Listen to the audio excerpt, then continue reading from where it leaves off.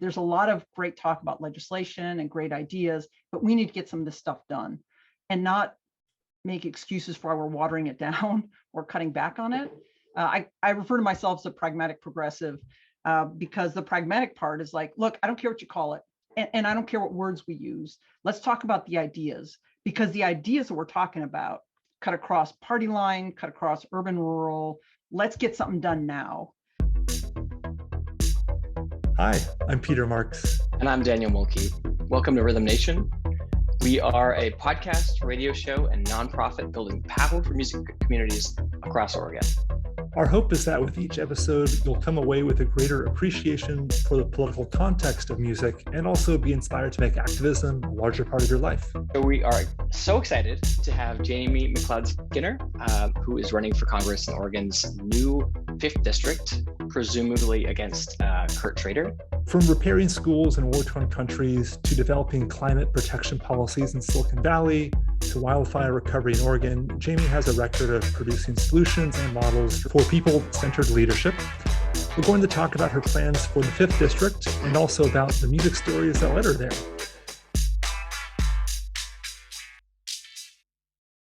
Jamie, thank you so much for being here. Welcome to the show. Well, thank you so much. I'm really excited to be part of this conversation. And thanks for all the work that you all do to inspire people to hope and to engage in activism to create a better future. Right back at you. Thank you for the work you've done over the last several years, raising awareness for issues across the state. So I want to ask you just a very high level question. What's motivated you to run for this seat in Congress?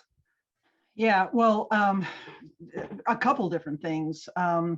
One is just our priorities and the things that are most greatly impacting our communities are not being met.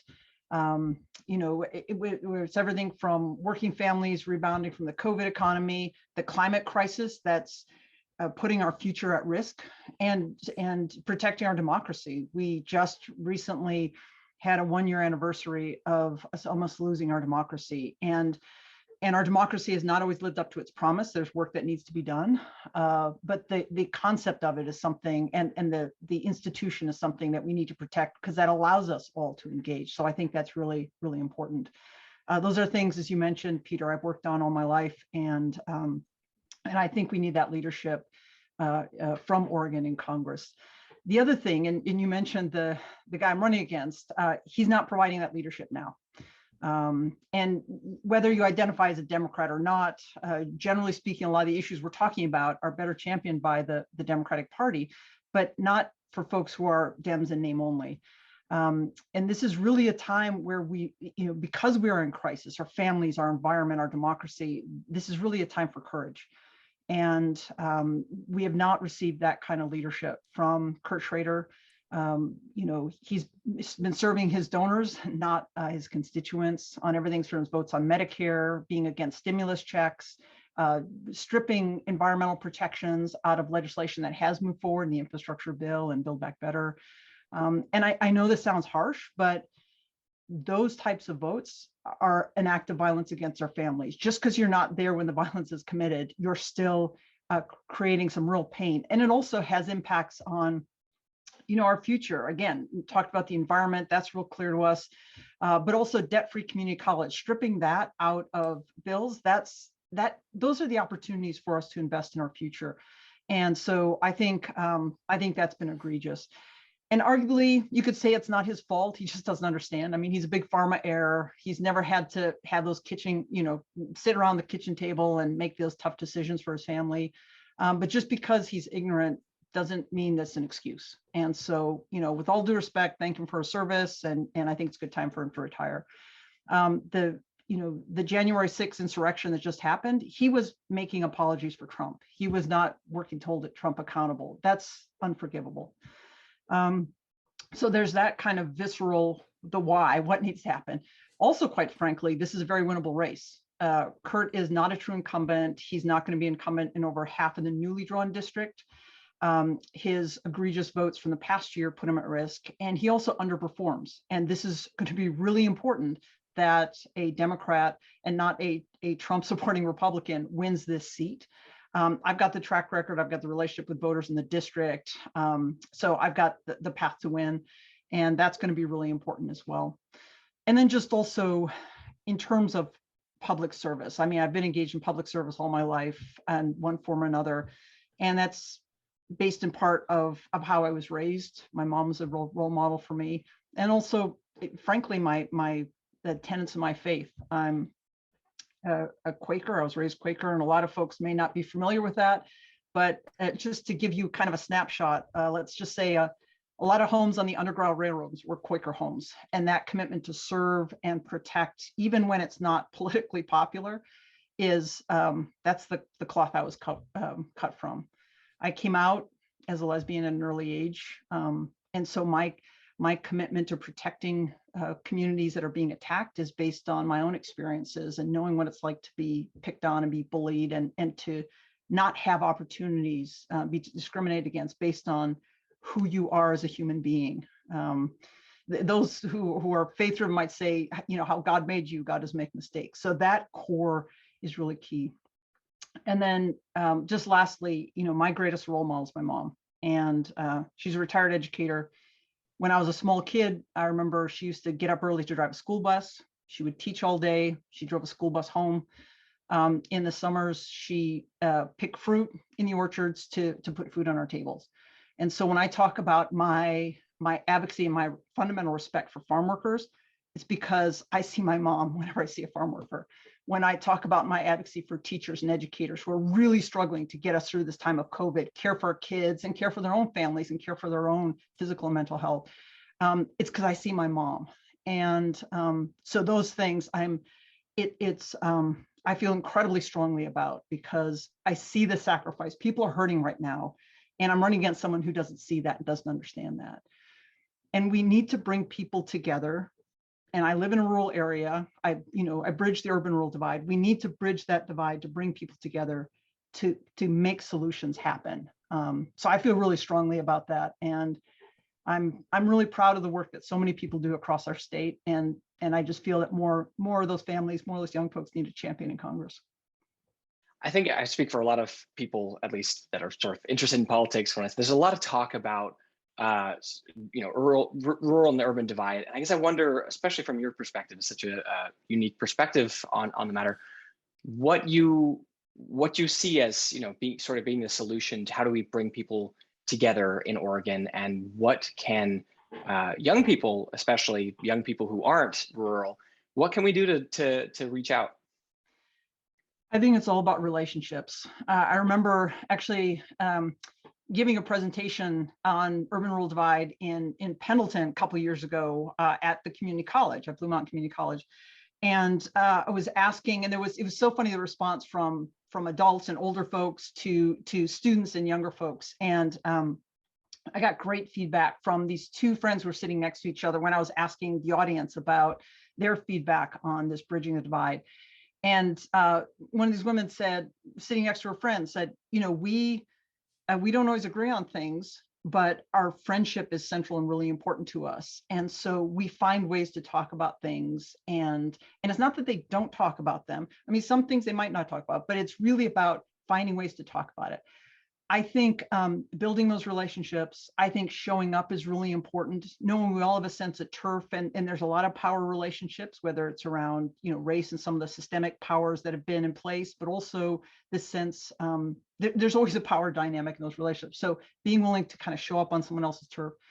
Also the language we use. The climate crisis is here. There's no disputing that. But in urban areas, the conversation language tends to be more climate crisis or climate change. In rural areas, we talk about wildfire and flooding and drought. That crisis is just as tangible, but talking about the experience of it is really key. And then also that the kind of us language and focusing on shared challenge. Because I can tell you what I've done right here in Central Oregon, when across the state, there's a lot of really important conversations going on about equity and racial justice around the state. The Jefferson County Education Service District Board, where I serve, last year, I helped lead through a racial justice and equity policy in a very conservative area. And while things were blowing up across the state. We've got what's happening in Newburgh. We were able to focus on how it was impacting our kids. And when we made that the focus and impacting our families, it allowed my colleagues to kind of move beyond some philosophical differences about some of the language. I mean, just last week at our board meeting last week, there was a change of policies, and that involved discrimination policies, and there was going to be some stripping of some definitions of LGBTQ and what that meant in different levels of discrimination. And I advocated to my colleagues, and I used my personal story, my own family. And so they were open to actually keeping some of that language in place that I think will serve to help protect some of our students. Do you have any stories from your work in Talent or other places across the state that paint a picture of how rural Oregonians are thinking about the climate crisis in particular? Yeah, and I think, again, making it personal and seeing those tangible impacts is really key. In Talent, which September of 2020, a wildfire raged through, destroyed a third of the homes and businesses, and people literally had minutes to evacuate. What was beyond that tragedy was really compounded by the fact that many of those impacted were the most vulnerable, folks who, farm workers, seniors on a fixed income, low income folks, and some without resources to even without insurance. Some were not FEMA eligible. So a lot of people think, well, FEMA will come in and save the day. FEMA often says no before saying yes. And there were language barriers. There was all sorts of challenges.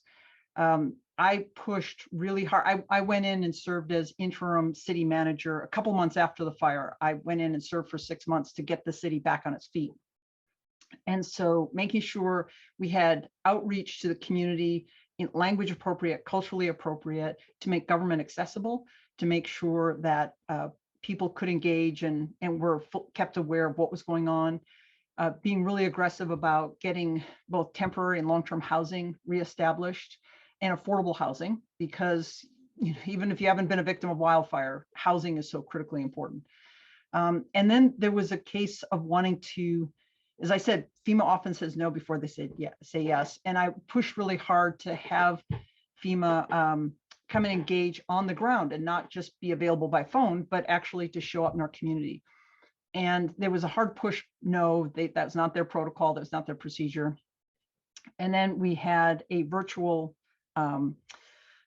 meeting, like a town hall with our council and members of the community and FEMA. And when FEMA, and we invited in people to tell their stories. And when people told their stories about the impact it had on them, FEMA was able to hear it in a way that that they had not otherwise before. And also, quite frankly, we invited people to share the stories in language that they feel most comfortable speaking. And so we ended up having to translate some of the stories for FEMA. And I think that really hit home also of needing them to not just come in, but come in with folks who could speak Spanish and have language appropriate services. And then the other piece of that was making sure that families felt protected, and it was not going to be used as an opportunity to raid or scare families. A lot of our farm worker families, whether regardless of their own status, have family members or have fear of ICE and have been targeted by ICE and terrorized by ICE. And so making sure we had a safe environment, and there was a bunch of behind the scenes work I did to make sure that happened, making sure we had a safe environment for families so that they could trust the work that was being done, and so they could get access to resources that they had rights to. I mean, they're taxpayers, they've been investing in these systems as well. So that work I think was really, really key. But it's really comes down to understanding on the personal level the impacts. And then just what's happening in Central Oregon is drought, and that's impacting farmers. And so that's, long-term farm, family-owned farms are now at risk. Some farms are close to going out of business. That impacts that family, their livelihood. It impacts their farm workers. It impacts local economies as well. And so there's incredible ripple effects to all of these climate crises. And so it depends on your audience. I mean, if someone who has a connection with those impacted personally, then talk about that. If people are just worried about economics, talk about the impact on the economy, the impact on people's health, there's impacts everywhere. It's just a matter of knowing your audience and being able to talk about things in a way that they can hear it. I mean, we know the long-term effects of climate change are pretty horrific, pretty scary to look at. But I wonder what what you think about, what can you do if you, let's say you get into Congress, hopefully, what can you do tangibly to mitigate short-term effects of the climate change that we're already seeing for rural constituents? Yeah, well, and there's two things. There's the long-term effects and that trajectory, and that is where we're putting our investments. Right now, a lot of those investments are going into fossil fuel industry. So we need to shift that to renewable energy, and including the guy I'm running against, but a lot of folks get a lot of money from the fossil fuel industry. And so that's shaping those votes. So there's those long-term trajectories. This is also, quite frankly, a national security issue. So money going into national security interests could well and should well be spent on these long-term national security interests, which includes protecting our climate environment. And then specific to your question about those immediate impacts, making sure that FEMA is better responsive. I really greatly appreciate and respect folks from FEMA who worked on and are working on these issues. They're trying really hard. There is the organization tends to be more risk averse, and that's just based on the pressures put on the staff doing that work. So creating some more opportunity for them to engage more actively, not be in that say no first and then yes, because there's some communities who don't know to ask again. And then also putting tangible resources into helping communities respond. I mean, one of the things that's an advantage from being on the ground, you know what it's like to have to, especially in a smaller community that doesn't have the staffing resources, you know how tough it is to put those resources into place. And so FEMA can engage local experts that can hear what's going on the ground and help local providers make the bridge between the resources that are available and what they actually need. They can bring in those resources and make them available as quickly as possible. Sometimes there are some staffing needs as well, but having an understanding and targeting those resources and then getting systems into place. The other big piece of that is preparation, resiliency building. So there are a lot of investments that need to be made now. I'm actually working with the state on some of that preparation work. The state's doing some of it, but the federal government can be investing a lot more to prevent crises, and when things do happen, to make sure there's a system in place to address them as quickly as possible. Frankly, it reduces long-term costs. I mean, again, if someone wants to just talk about the costs involved, you make those investments up front and it reduces long-term costs, and it reduces loss of life and loss of property. Changing gears to healthcare, what are you hearing from constituents across the 5th District about their concerns around healthcare? Cost, access, drug prices is a really big one. Schrader's vote, deciding vote to not allow Medicare to negotiate prescription drug prices was an egregious vote. Again, it's that unseen violence, because when a family then is sitting down and having to make a housing versus healthcare decision, that's destructive to that family. Oregon is better than a lot of states in terms of programs. So making sure that there's financial support and supplementing, providing support is really key.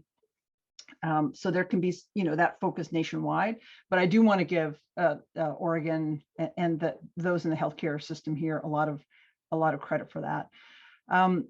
Access is a big thing in rural areas, so that physical access to healthcare. So making sure the investments are there and seeing the value in having appropriate services where they're needed. The other thing, and when I've been talking to healthcare providers, from doctors to nurses, folks in the full gamut of services.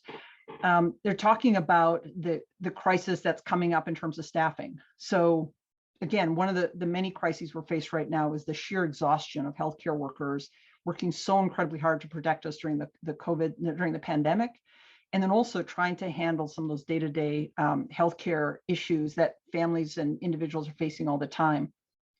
And one of the real issues that one of the many issues that needs to be a focus is helping to invest in folks who want to go into the healthcare profession, helping them with setting up programs so they won't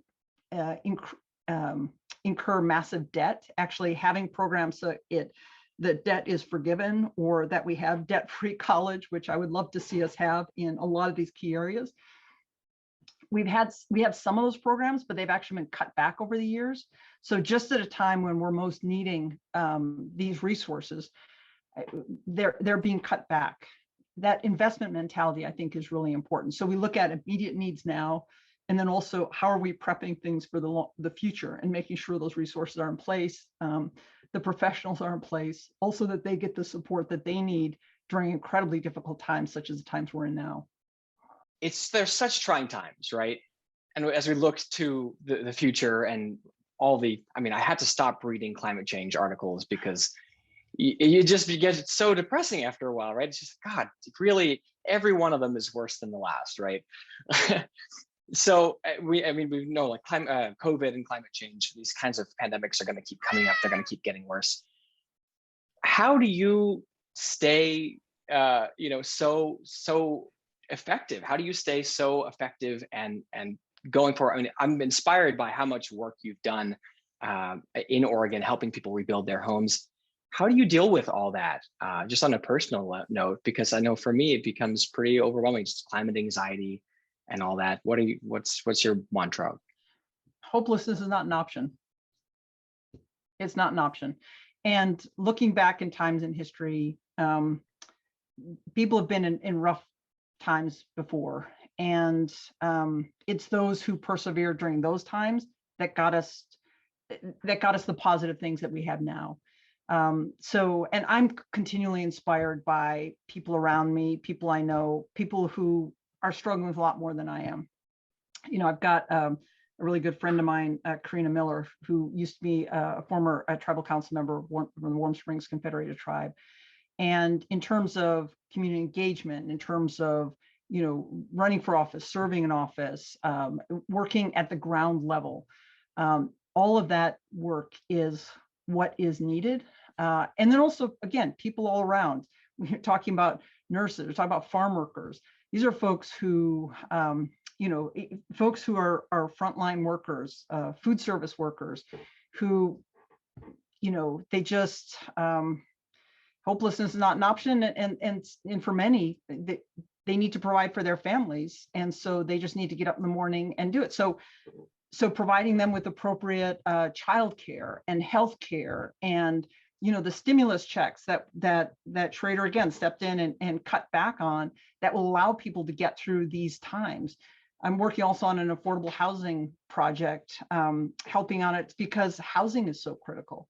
So I'm inspired by the people who are out there doing this work day to day and doing the work to take care of all of us. They're a tremendous inspiration to me. And I really feel that they need a champion, no excuses, no whatever, someone who is committed to being effective in Congress on their behalf. So understands it, who gets it, who respects their sacrifice for their families, for their communities. And then my job is to figure out how to not just talk about these ideas, but help to get them across the finish line. There's a lot of great talk about legislation and great ideas, but we need to get some of this stuff done and not make excuses for why we're watering it down or cutting back on it. I refer to myself as a pragmatic progressive because the pragmatic part is like, look, I don't care what you call it. And I don't care what words we use. Let's talk about the ideas, because the ideas that we're talking about cut across party line, cut across urban, rural. I mean, housing is a huge issue in every single county in our state. So, and climate and the impacts, we experience them differently. But let's focus on the problems, how we need to work on them, and then not have some, maybe in a couple years, we'll try something, idea. Let's get something done now. But also that getting political buy-in is important. And even, Democrats, again, talking a good game is great, but we need to engage more people and be able to talk about these programs and these ideas in ways that we engage people from across the country to get them across the finish line. That's where there's been a real weak area. And I think that's a strength I can bring and help out in Congress. And then also just to say, don't don't lose hope on climate. We are in a very difficult position. And unfortunately, it's taken getting in this position and talking about it as a crisis to get some people to finally hear. And it's, you know, it's my obligation to the next generation, just as those whose shoulders I stand on, to do this work, to do the, you know, address the urgency of now. So with both climate and we also talk about healthcare, making meaningful change in these issues, at least from my perspective, involves standing up to industries who are invested in maintaining the status quo. And you're going up against an opponent who takes about the most money from the fossil fuel industry and the pharmaceutical industry as any Democrat in Congress. He has millions in his PAC money and currently represents about, you know, half the constituents. He's maybe like a half incumbent, you could say, maybe. And you know, he's held this 5th district for over a decade. He's in your party.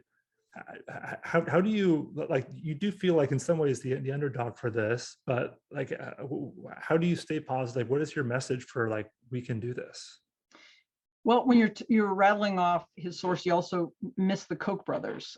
He's one of the 3 Democrats in Congress who they max out on, and they don't just give their money away; they pay for votes, as does Big Pharma, as does the fossil fuel industry. So if there's any question, and he will talk a good game, but if there's any question, look at how he votes, look at who gives him money, look at the impact it has. So how do we respond to that? Well, he is an individual with a bunch of lobbyists behind him in corporate PACs. But we, as a team, can overcome that. And the beauty of it is we can connect with voters, and voters actually get to vote, not the lobbyists, not his friends in DC. And so it means making sure we get the message out. So those who are able to and can donate, please do, jamieForOregon.com, and I'll tell you that a couple of times before the end of the conversation, because we're tallying both the total and total raised and the number of contributions raised to show that support. We've got, and just to say, I was first elected in 2004. I've served in office in many different roles and appointed and elected roles. I've never taken corporate PAC money because, frankly, that accountability piece is really important to me. But there's also there's financial contributions. There's also volunteers. There's also the influence that each Oregonian has. All of us have our networks. We know folks in the newly drawn 5th congressional district, and again, his old district was cut in half. It used to go from kind of Clackamas County over to the coast. It now goes into Portland and then down through Clackamas County, through Marion County, through Lynn County, and over into Central Oregon, a bit of Jefferson and Deschutes counties. And then also, I've actually done, he's not been on the ballot for over half the voters now that we have this newly drawn district, because it's very different. I think there's only like a 47% overlap. Something else that is really important for people to keep in mind is that he's underperformed in the past. So keeping some perspective on this, he's run in easier races and he's underperformed. He's still won, but even going back to his last election, he underperformed by 2%. 2% is the win margin in this new district. In contrast, I ran for Congress in 2018 in the toughest district for a Democrat to win. I had a steep hill to climb. So it's what policy wonks will call a R+18, meaning there was an 18% advantage for the Republican. But we needed to challenge him because he was going after, it was Greg Walden, he was going after our healthcare. And the result of that was the same team approach with people contributing. We didn't raise as much as he did. We had a ton of volunteers, we had a ton of contributions, and we had people working really hard in the campaign. The result was the largest voter swing of any congressional race in the entire country. We ended up with a +10. So +10 didn't get me across the finish line first. But if you're looking at the newly drawn 5th, which will be the swing district in Oregon, and you're comparing my last congressional run 4 years ago and his last congressional run 2 years ago, he was -2, I was +10. In a D+2 race, who do you want running in that race? So we've got that advantage. But there's also the relationships that I and my team have built in this newly drawn district. So the new 5, a third of the new 5, a third of the likely voters are in Deschutes County. I've won Deschutes County every time I've been on the ballot. The primary in 2018, in the general, I beat Greg Walden, the only Democrat in 50 years to win Deschutes County in that congressional race.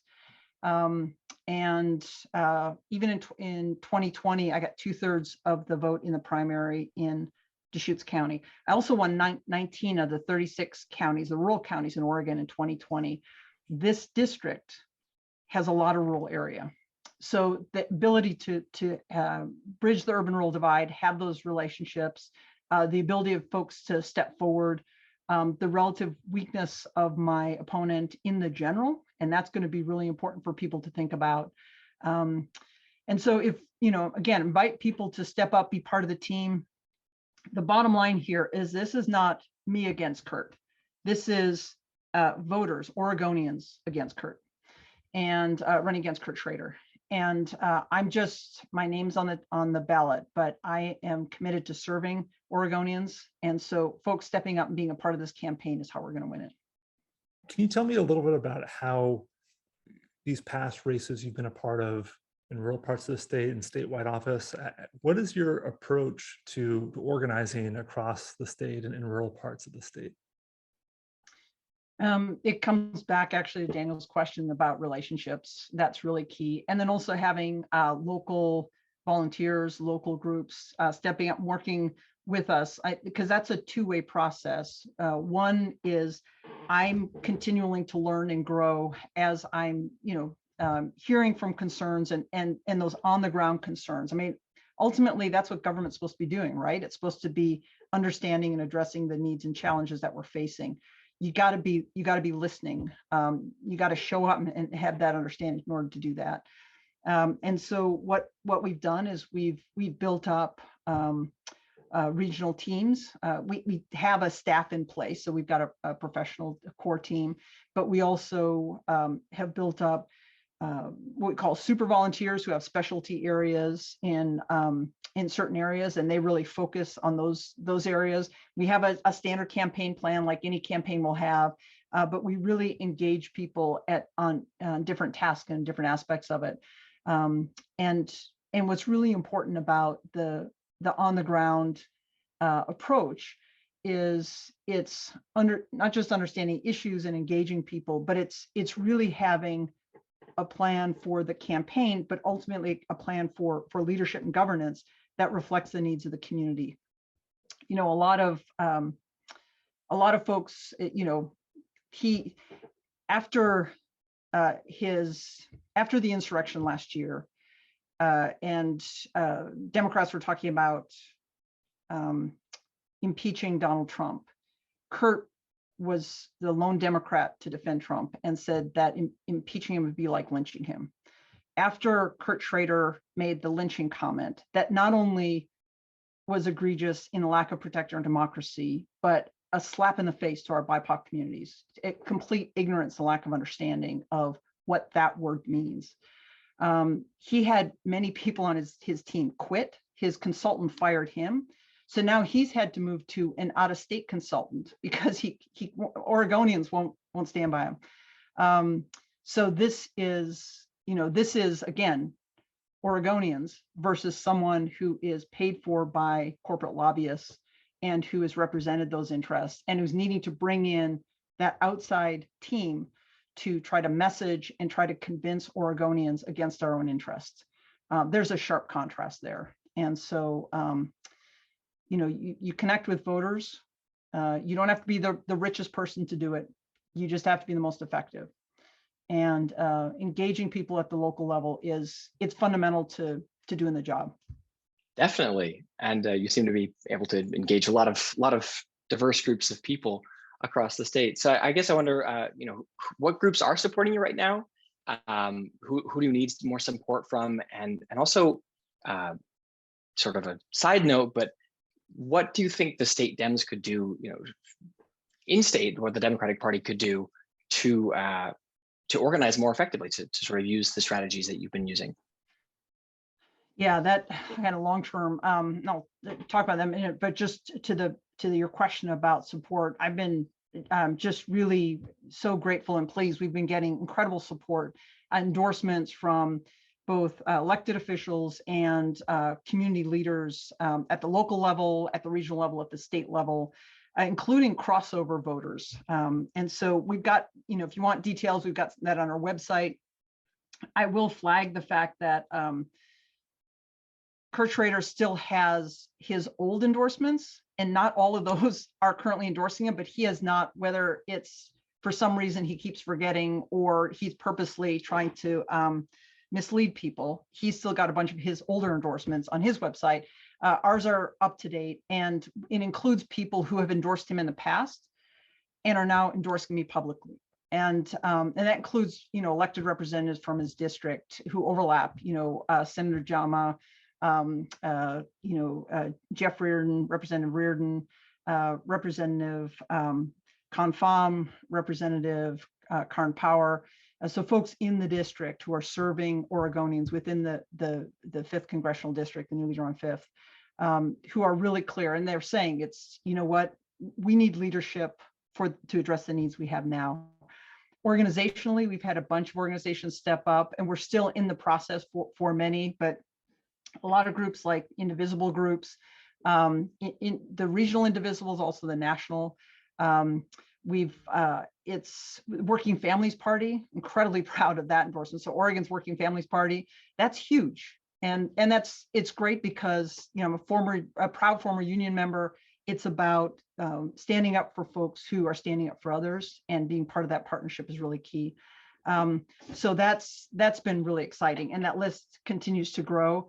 I think a really key person, and I was so proud of this, and this was a conversation I had before deciding to run, is I got a phone call from Mark Gamba, Milwaukee Mayor Mark Gamba, who a remarkable public servant. And he called me and he said, with the newly drawn district, he said, we need to replace Schrader, and let's have a conversation about whether it's you or me, and let's work together to do this. For those of you who, for some reason, don't know Mark's name, he ran against Kurt Schrader last time. Again, Mark is just a phenomenal community advocate and a real champion for so many issues in the city of Milwaukee, but really statewide. And so Mark stepped up and was my first and a really proud endorsement for me, because it really shows the sense of we work together as a team.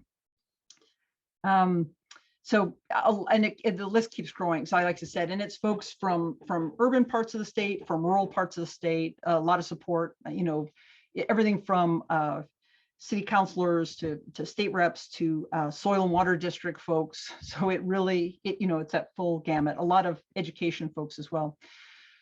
In terms of what the Democratic Party can do, and these have been conversations that have started over time, but I really think it's important to think long-term and make investments. What we've typically seen is election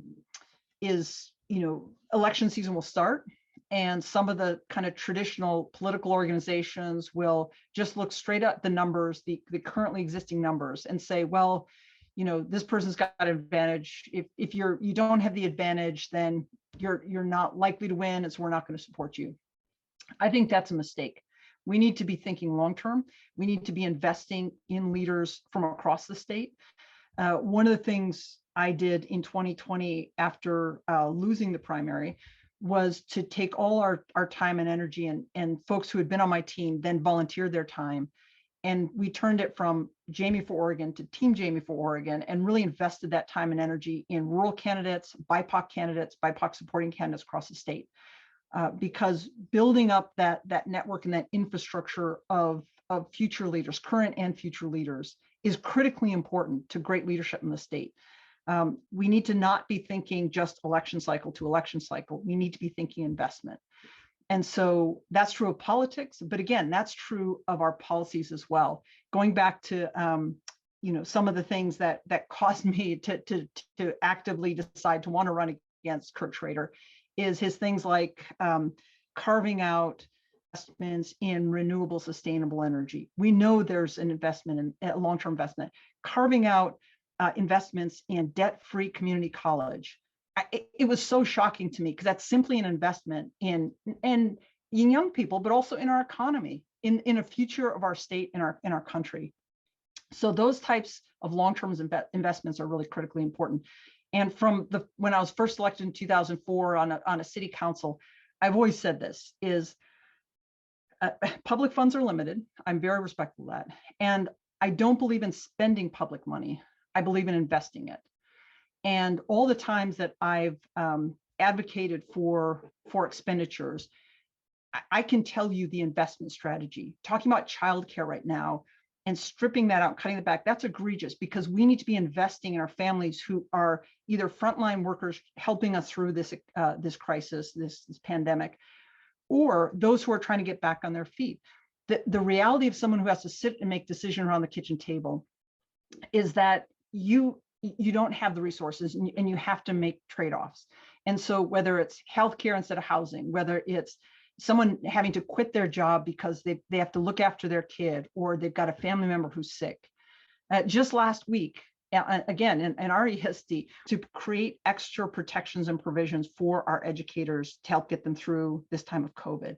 That investment mentality is critically important because this is such a difficult time. So first of all, understanding where people are at, understanding the struggles that people are having, and then making investments to make their lives livable. It makes me so angry when he dismisses things as, oh, entitlement, or someone may take advantage of it. No, we've got families in crisis. Let's help families in crisis. Make sure there's good administration of the program so it's not abused. We need to be accountable for public funds, but we have to invest those public funds into caring for our families, our communities, our climate, and our democracy. You mentioned your sensitivities around undocumented communities and farm workers, particularly with regard to sort of rebuilding after the wildfires. So yeah, I'm just curious about what your policies are regarding DACA and undocumented immigrants who we know are so central to our economy. Well, when I talk about protecting families, I'm talking about all Oregon families and folks who are in Oregon who are working to yes, help our economy, but also help their families and are part of our communities, are Oregonians that we need to stand up and protect. And so I absolutely support DACA. I absolutely support immigration reform. We need a pathway to citizenship. We need to be able to protect families so that they are not being terrorized by the federal government. We need to make changes with ICE, and so that ICE should be looking at trafficking of children and not terrorizing families. So absolutely, those types of protections are part and parcel of protecting families and communities. For me, it's not a separate piece. When I'm talking about Oregon families, I'm talking about all our families, and impacts to tribal communities, recognizing tribal sovereignty, and so that there's government to government relationships there, but some of the incredible needs and the commitments that we've made to tribes, those treaty commitments, honoring those and it's not just our farm worker communities, but our Latina community. Some folks identify as Hispanic.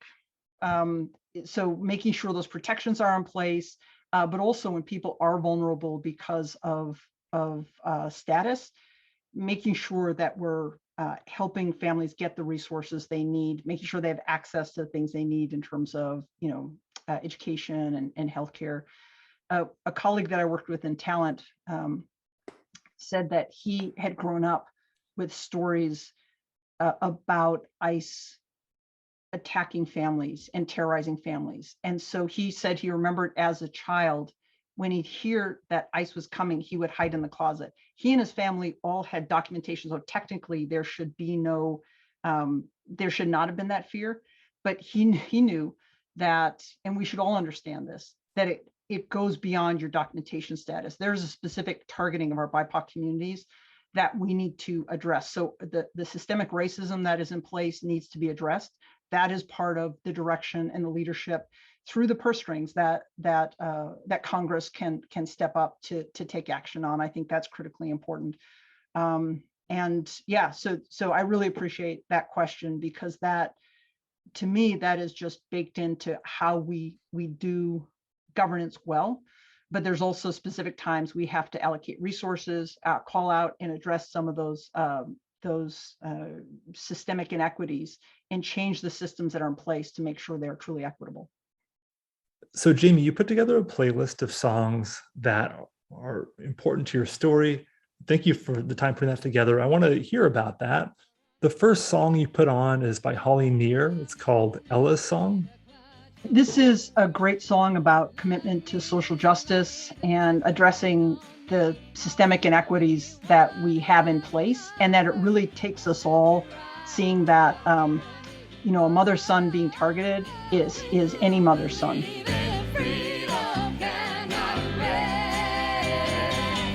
The next song you put on is Buffy Sainte-Marie, My Country, 'Tis of Thy People, You're Dying. This is profoundly influenced me as a child. Buffy Sainte-Marie talks about not just how treaty obligations have not been honored, but how Indigenous peoples have been attacked, and the attempted extermination of either people or their personhood of Native American Indigenous persons. And I challenge anyone to listen to the song and not be impacted by it. Now that the long houses breed superstition, you force us to send our toddlers. Next track is Zimbabwe by Bob Marley. When I was a kid, my mom took a teaching job in Tanzania. So I lived in East Africa as a kid, and Bob Marley is a real favorite, but he talked about how the individual rights we have, and then also how the rights that other countries have. And so honoring that, but also being inspired to act and acknowledge the rights that we all have. We'll fight this little struggle, 'cause that's the only way we can overcome a little. Next track, I recall you posting to Twitter when you announced your bid for this race, Eye of the Tiger by Survivor. When I was young, I was an athlete and competed, and this was always one of those really inspirational songs. And it's a great song for this race, because, as you mentioned before, it's kind of up against the big Goliath financially, and keeping eyes on the prize and getting up and being willing to get in the ring and fight and not be afraid. In this case, I'm fighting for all Oregonians, but I'm not afraid to get in the arena and take on someone who's not caring for our families, our climate, and our democracy. What did you compete in? I was a soccer player, which I learned as a kid, and actually in East Africa. So back then, I went to a school that there were very few white kids. So being kind of an anomaly, I got to play soccer with the boys, because back then girls didn't play soccer. So in my second grade class, I was both the only girl and the only white kid on the team. So I played soccer, and that was my first leadership. It was being team captain, actually co-captain of the soccer team in Ashland High School, where I graduated from high school. I played basketball, but I was usually first off the bench. I wasn't a starter. And but I also ran track. And so I ran the 15 800-mile relay, and this is really cheesy, but one of my great prides is that my 800-meter track record at Ashland High still stands.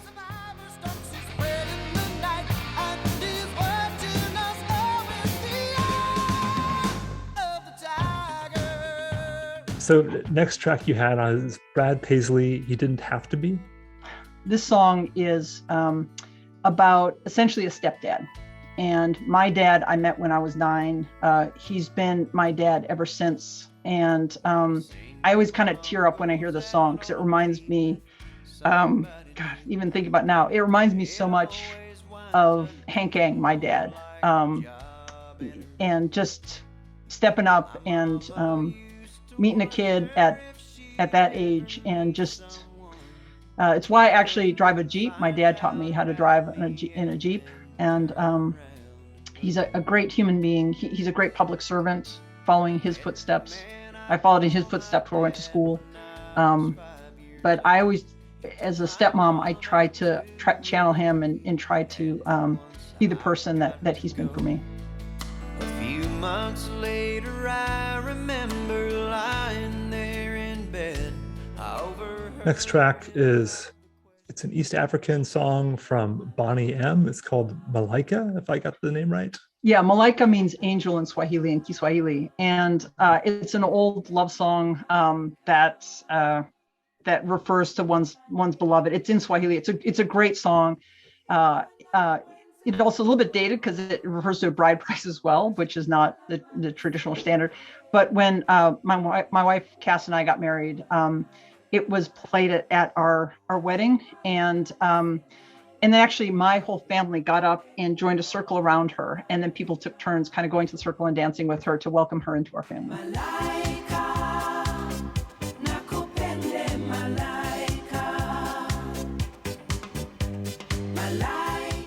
Next track, Willie Nelson, On the Road Again. Well, I listen to that often when I'm driving, and I think that speaks for itself. Last one, Louis Armstrong, What a Wonderful World. To me, this is the most inspirational song I've ever heard. And I remember a specific case when I was working in Bosnia in a heavily, an area that had been heavily bombed. And I was managing the reconstruction of schools and hospitals, and we were taking a break, and there was a cafe. So we were grabbing a cup of coffee, and just then a school let out, and these kids started walking towards us, and they were kids that were virtually in rags. The surrounding buildings had plastic over the windows because the windows had been bombed out. The buildings were pockmarked with shells. The war had just ended a couple months before, and the kids were laughing excitedly and chattering together, and they were being kids. And they were very young, first, second grade. And I remember thinking, this is our job as adults, to create an environment where they can be just kids. And then this song came on, and to look around and see the destruction, and then to see these kids being just kids and living that sense of hope. Daniel, you asked before about hope. That's what's inspired me. It was profound to me to see it. But I think that it's such a beautiful song that captures the hope that we can continue to see each other, even in the most difficult times. And for those of us who see it, and those of us who've either been a part of the destruction or see the destruction and are able to do something about it, it's our job to step up, to provide the leadership and address, Daniel, the fact that the climate crisis terrifies you, it's my job to change that. I take that responsibility so personally. I want to change things so that you no longer have nightmares about the climate crisis. That's the job we need to do. And that's for all of us. Some of us will run for office. Some of us will support candidates. Some of us will engage in other ways. We do it in our communities, but that is the work at hand. But it's not a burden, because as Louis Armstrong talks about, it's about the love we have for each other, for our communities, but really for each other. That really inspires that work. Well, Jamie, thank you so much for the time today. Thank you. And Incredible. just to say, for folks, for folks who want to engage or help out, please join our team. Please help out where you can. Our website is jamiefororegon.com. There's a donate button on there. Help me counter the Koch brother money. But also we're on social media, on Twitter, helping to amplify the message, get the message out to your friends. Volunteering for the campaign, all that can help us get this work done. And lastly, I would love to get your support as Rhythm Nation, and the support of your listeners as well, for us to do this work that's before us that needs to be done. Great. Well, thanks again for the time, Jamie.